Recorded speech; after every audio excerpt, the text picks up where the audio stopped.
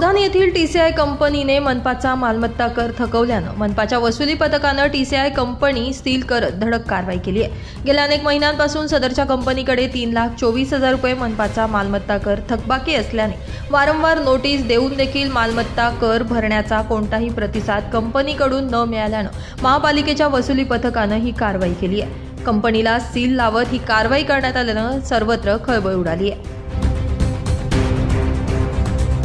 धुळे शहरात दवाडसह बऱ्याच मोठ्या प्रमाणात मालमत्ता धारकांकडे मोठ्या प्रमाणात थकबाकी असल्याने महाशय आयुक्त अमिता दगडे पाटील यांनी जप्ती पथक नेमलेले असून सदर त्या अनुषंगाने आज दिनांक 27/1/2025 रोजी अवधान येथील टीसीआय कंपनी यांच्याकडे 3,24,359 रुपये थकबाकी असल्याने सदरचं गोडाऊन सील करण्यात आलेले आहे। तरी धुळे शहरातील तमाम मालमत्ता धारकांना विनंती करण्यात येते की ज्यांच्याकडे मोठ्या प्रमाणात थकबाकी आहे त्यांनी त्वरित महानगरपालिका कार्यालयात येऊन मालमत्ता कर व पाणीपट्टी कर भरावा व जप्तीची कटू कारवाई टाळावी ही विनंती।